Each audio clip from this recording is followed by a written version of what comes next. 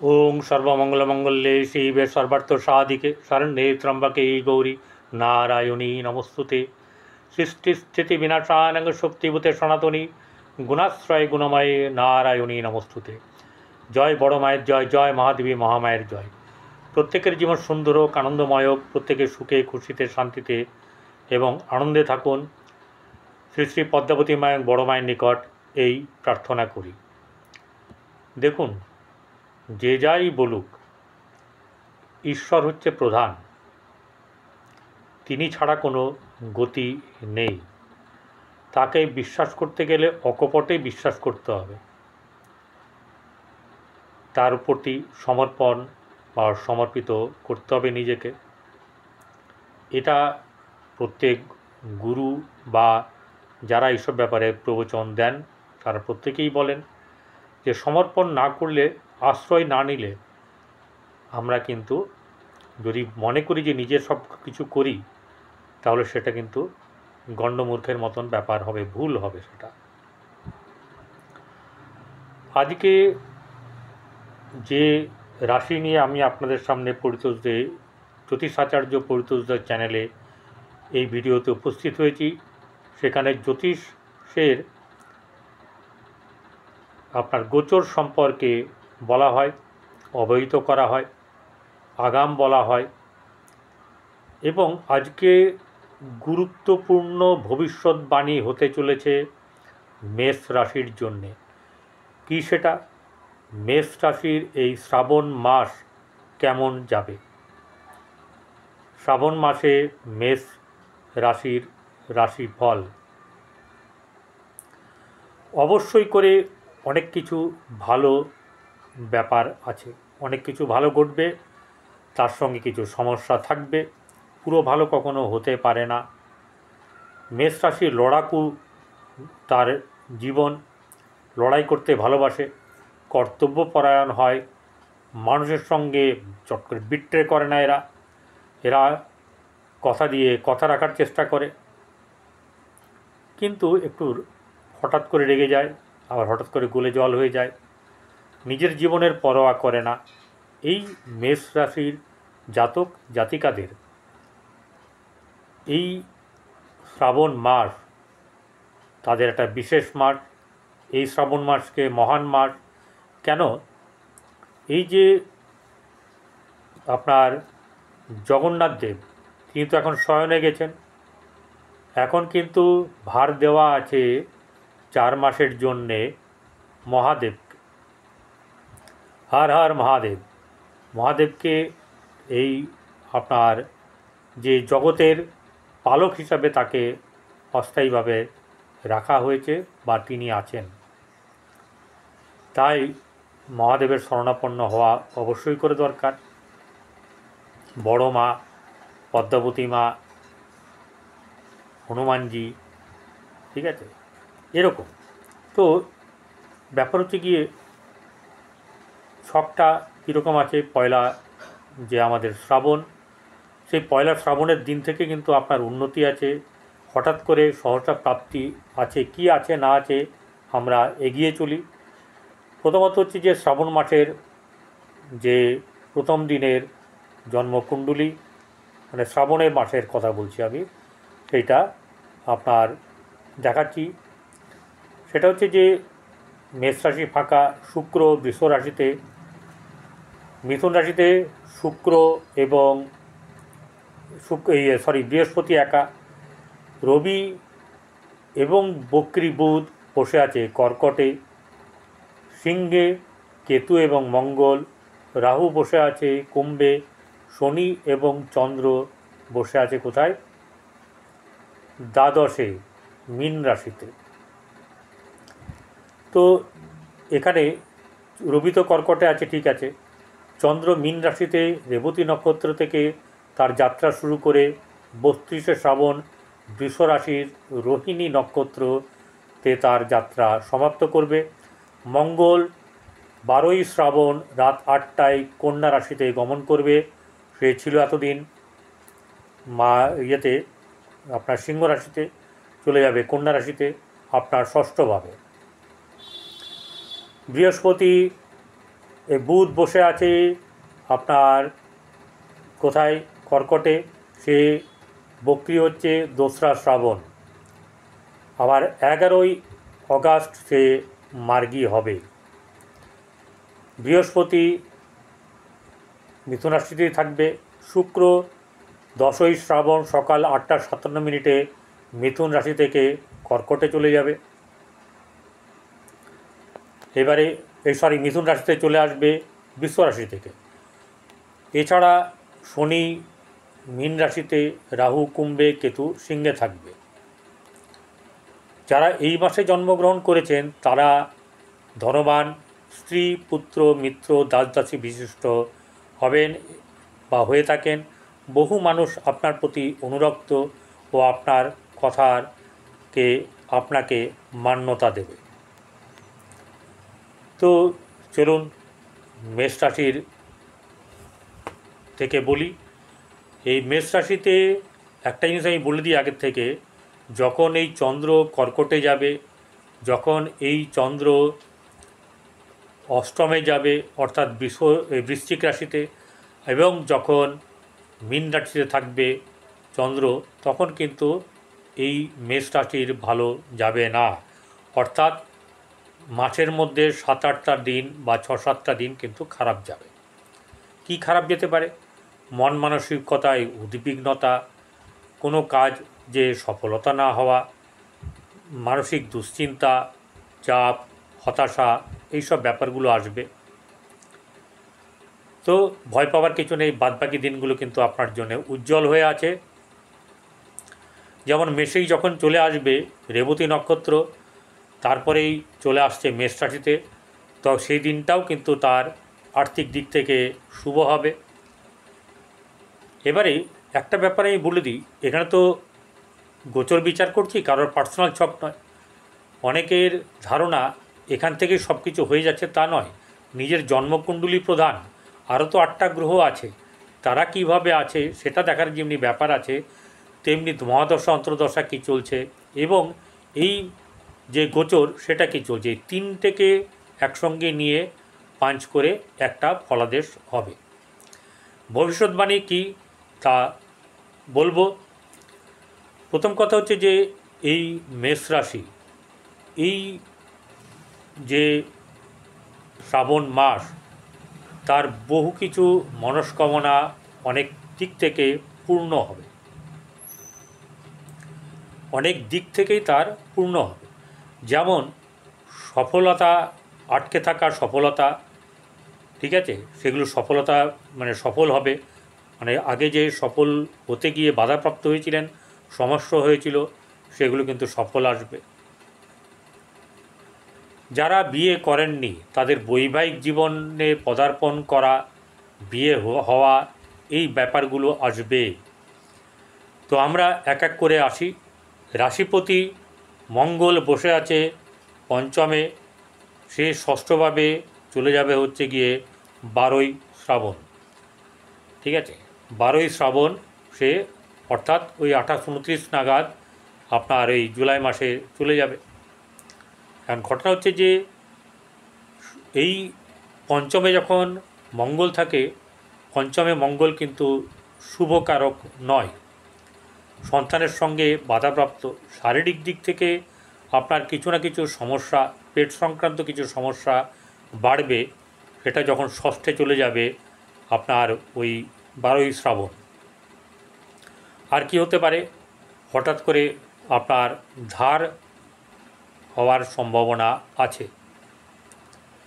মেষ রাশির জাতক জাতিকারা যারা আগে পূর্বে ধার করে আছেন, তাদেরকে একটা কথা বলি, শ্রাবণ মাসে এই মঙ্গল যতক্ষণ এখানে থাকবে ষষ্ঠভাবে, সেখানে কিন্তু ধার করবেন না। ধার করলে চট করে শোধ দেওয়া খুব মুশকিল হবে।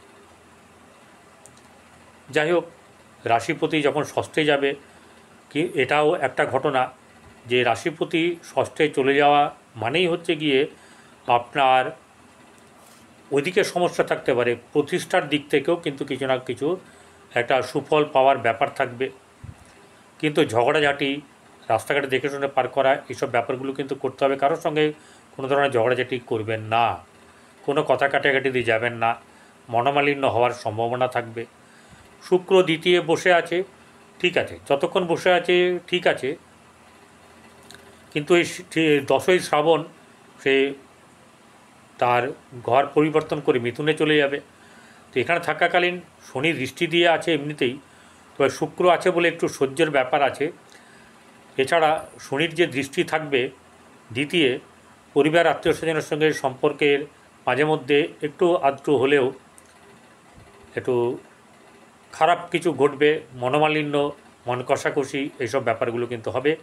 খরচ, আপনার কাছে কিন্তু খরচ হয়ে যাওয়ার ব্যাপার হবে, খরচ, আপনি হাতে টাকা রাখতে পারবেন না। এবার শুক্র জাতক থার্ড হাউসে চলে যাবে, আপনার স্ত্রী যারা বিয়ে করেছেন তারা কিন্তু কাঁধে কাঁধ মিলিয়ে আপনার সঙ্গে থাকবে, দুঃখেতেও থাকবে, পাশে থাকবে। এটা কিন্তু এখান থেকে বলছে, আপনার জন্মকুণ্ডলী দেখে নয়। বৃহস্পতি এখানে বসে আছে, তাহলে ভাই বোনদের সঙ্গে সম্পর্ক শুভ যাবে আপনার, এবং উদ্যোগী হবেন, আপনার মধ্যে উদ্যোগ দেখা যাবে। সেই উদ্যোগগুলো আপনার জীবনে কিন্তু অনেক সফলতা নিয়ে আসবে। বিশেষ করে এই রাশির মানে যে অধিপতি সে বক্রী হয়ে আছে, তার জন্য কিছুটা মানে চাপ হয়ে যাবে, কিন্তু এই বৃহস্পতি ভাগ্যভাবের অধিপতি, সে ভাগ্যভাবকে দৃষ্টি দিয়ে থাকবে, তার কারণের জন্যে আপনাদের কিন্তু নিশ্চিন্তে থাকতে পারেন। তাহলে কি কি এখান থেকে পাওয়া যাচ্ছে? 1 নম্বর হচ্ছে যে আপনার ক্ষেত্রে আর্থিক সফলতা আপনি কিন্তু পাবেন, ভাই বোনদের সঙ্গে সম্পর্ক শুভ যাবে, গৃহে শুভভাব বজায় থাকলেও উষ্ণতা কিন্তু বজায় থাকবে। অর্থাৎ এখানে একটা ইগোর সমস্যা, অহংকারের ব্যাপার, এই ব্যাপারটা কিন্তু গৃহের মধ্যে থাকবে। সবই যা বলছি ভবিষ্যৎবাণী হিসাবে আমি বলছি, ওরম করে 1, 2, 3, 4 করে বলছি না, ঠিক আছে, যেগুলো ঘটবেই। সন্তানের ক্ষেত্রে কিন্তু আপনার এই মঙ্গল যতক্ষণ থাকবে শুভ হবে না, কিন্তু একটা ব্যাপার, কেতু থাকলেও শুভ হবে না। যখন মঙ্গল সরে যাবে ষষ্ঠে, কেতু থাকলে এখানে অনেকেরই কিন্তু গোপন, সবার নয় কিন্তু অনেকেরই গোপন জায়গায় মানে গোপনে প্রেম চলার সম্ভাবনা বাড়বে। এটা খেয়াল রাখবেন, সবার কিন্তু হবে না। যাদের জন্মকুণ্ডলিতে এই যোগ আছে তারাই কিন্তু একমাত্র বুঝতে পারবেন। মঙ্গলের ব্যাপারে বললাম, এখানে শনির দৃষ্টি আছে, সেই শনির দৃষ্টি হেতু এখানে আপনার ধার করা নিষিদ্ধ, অর্থাৎ কোনো রকম ধার করবেন না, এটা বলা রইল। যদি বাই চান্স ধার করে ফেলেন, ধার করতেই হয়, মঙ্গলবারে ধার অবশ্যই করে করবেন না, শনিবারে করবেন না, রবিবারেও করবেন না। এবং চন্দ্র যদি এখানে চলে আসে সেদিনকেও কিন্তু ধার করার একটা যথেষ্ট চান্স থাকবে, ঠিক আছে। যখন কন্যা রাশি থাকবে, আপনার কন্যায় চন্দ্র থাকবে, তখন কিন্তু ধার করা যাবে না, উচিত হবে না। দাঁতে দাঁত চিপে থাকবেন, চেষ্টা করবেন, আর যাদের করার দরকার নেই তাদের তো ভালো কথা। চলে আসবো সপ্তম জায়গায়। প্রথম কথা হচ্ছে যে যাদের বিয়ে হয়নি, যাদের বিয়ের যোগাযোগ চলছে, এতদিন সমস্যা চলছিল, দেখা হচ্ছিল, ঠিক মতন পাত্রী জুটছিল না বা পাত্রীর পাত্র জুটছিল না, এই সময়তে সহসা বিয়ে হয়ে যাওয়ার সম্ভাবনা খুব বেশি, এবং আপনাদের বিয়ে হবে। আগাম আপনাদের শুভেচ্ছা এবং অভিনন্দন জানালাম আমার এই জ্যোতিষাচার্য পরিতোষদের চ্যানেলের পক্ষ থেকে। ব্যবসা বাণিজ্য বৃদ্ধি পাবে, তবে সব দিন নয়। বিশেষ করে যখন কর্কটে চন্দ্র থাকবে, যখন অষ্টমে অর্থাৎ বৃশ্চিক রাশিতে চন্দ্র থাকবে, যখন দ্বাদশে মীন রাশিতে চন্দ্র থাকবে, সেই সময়গুলোতে কিন্তু বিয়ে করবেন না, এবং এইগুলো বাদ দিয়ে আপনার বিয়ে করবেন। এবং এছাড়া ব্যবসা যদি কেউ করতে চান, আপনি আপনার জ্যোতিষের কাছে পরামর্শ নেবেন, ঠিক আছে। এই সময়তে আপনাদের কিন্তু শুভ যোগাযোগ হওয়ার সম্ভাবনা, ব্যবসা বৃদ্ধি, আর্থিক দিক থেকে উন্নতি, নতুন ব্যবসা হওয়া, এইসব ব্যাপারগুলো কিন্তু হবে, বা একাধিক আউটলেট খোলা, এই ব্যাপারগুলো কিন্তু হওয়ার সম্ভাবনা থাকবে। এবারে অষ্টমভাবে শুক্র দৃষ্টি দিয়ে আছে, যতক্ষণ দৃষ্টি দিয়েছে ততক্ষণ শুভ না হলেও আপনাদেরকে যেটা বলেছি, আপনাদের পেট সংক্রান্ত ব্যাপার থেকে সাবধানে থাকবেন, অর্থাৎ বাইরে ভাজা ভুজি খাওয়া, তেলের জিনিস খাওয়া, ঠিক আছে, বা স্পাইসি খাবার থেকে একটু সাবধানে থাকবেন। রাস্তাঘাট দেখে শুনে চলাচল পারাপার হবেন, কারোর সঙ্গে ঝুট ঝামেলা চর্কাতর্কিতে জড়াবেন না, ঠিক আছে, এই ব্যাপারগুলোকে খেয়াল রাখতে হবে। ভাগ্যের জায়গাতে ভাগ্যাধিপতি বৃহস্পতি এখানে দৃষ্টি দিয়ে আছে, সে একাই কাফি। রবি ছিল এতদিন, রবি চলে গেছে, এবারে শুক্র আসবে। সেই শুক্র আসার পরে বৃহস্পতি এবং শুক্র ভাগ্যভাবকে দেখবে, দুটোই কিন্তু একদম চমৎকার। সবসময় বৃহস্পতি শুক্র শত্রু হলেই সবসময় খারাপ ফল দেবে তা নয়। তাহলে ভাগ্যভাবটা আপনার কিন্তু সুবিধে থাকবে, ভাগ্যভাবে আপনার লাভ অবশ্যই করে থাকবে এবং ফেলিওর হবেন না। কর্মের জায়গায় কর্মাধিপতি শনি দ্বাদশে বসে আছে, অর্থাৎ বাইরের দিকে কর্ম হওয়ার যোগ। এছাড়াও বুধের দৃষ্টি আছে, বুধ এখানে রবির সঙ্গে বসে থাকবে। রবির যতই তার কাছে যাবে বুধ কিন্তু অস্তমিত হয়ে যাবে, একে রেট্রোগেট তারপরে অস্তমিত। এই বুধ আবার 11ই অগাস্ট সে মার্গী হয়ে যাবে, ডাইরেক্ট হয়ে যাবে। এখানে দশমভাবে রবি এবং বুধের দৃষ্টি হেতু কর্মলাভের সম্ভাবনা এবং শুভ জায়গায় প্রতিষ্ঠিত হওয়ার সম্ভাবনা থাকবে, বিশেষ করে সরকার রিলেটেড জায়গা বা সরকারি জায়গাতেও থাকবে। এছাড়াও বিদেশে বা বাইরে যাওয়ার সম্ভাবনা তৈরি হবে, সেটা ঘরের থেকে দূরে হওয়ার সম্ভাবনাও কিন্তু যথেষ্ট আছে। সাফল্য লাভ অবশ্যই হবে, লিকুইড মানি অবশ্যই হবে এবং আপনার অর্থ প্রাপ্তি, সহসা প্রাপ্তি যোগ ভবিষ্যৎবাণী করে রাখছি, সহসা প্রাপ্তি যোগ বেশ মাঝে মধ্যেই এই মাসে ঘটবেই, এটা কিন্তু বলা রইল। সহসা প্রাপ্তি যোগ, এখানে লিকুইড মানি, সাফল্যের জায়গা, সহসা সাফল্য লাভ, এইসবগুলো কিন্তু আপনার জীবনে যেগুলো বাধাপ্রাপ্ত হয়ে আছে সেই বাধা মুক্ত কিন্তু আপনি হবেন এবং মাঝে মাঝে বেশ অর্থপ্রাপ্তির যোগ আসবে। তবে কিন্তু আমি কাউকে লটারি কাটতে বলবো না, আমি লটারি কাটার বিরুদ্ধে। কেউ যদি কাটেন কাটবেন, যদি কারোর খুব খুব ইচ্ছে হয় মাসে একটাই কাটবেন বা সপ্তাহে একটা কাটতে পারেন 30 টাকা, ঠিক আছে। তো সেই হেতু এবারে আমি বলছি যে আপনাদের সহসা প্রাপ্তি, সহসা সম্মান প্রাপ্তি, সহসা সাফল্য প্রাপ্তি, এরকম নানা ধরনের প্রাপ্তি যোগ আপনাদের আছে। তাই মেষ রাশির জাতক জাতিকাদের লাভ অনেক বেশি থাকবে এবং বৈবাহিক জীবনেও লাভ, ভাগ্যর দিক থেকে লাভ, অর্থপ্রাপ্তির দিকে লাভ, কর্ম লাভ, এই ব্যাপারগুলো যেমনি আছে খরচ খরচাও থাকবে, খরচ বাড়বে এবং খরচ হবেও, এগুলো থাকবে। কর্তব্যপরায়ণতার জন্যে খরচ আপনার হবে। আর আপনাকে যেটা করতে হবে সেটা হচ্ছে গিয়ে গরু, কুকুর, কাক এদেরকে সেবা করুন, জলের মাছকে খাওয়ান, মানে কি খাওয়াবেন, আটার গুলি, আর কুকুর, গরু, কাককে খাওয়াবেন রুটি। এগুলো করুন, দেখবেন আপনার কিন্তু অনেক দিক থেকে ভালো হবে এবং যেটাকে বলা যায় এই মাসটা জয়লাভের মাস। হর হর মহাদেব, মহাদেবের শরণাপন্ন হবেন, বজরংবলীর বা হনুমানজির শরণাপন্ন হবেন, বড় মায়ের শরণাপন্ন তো হবেনই।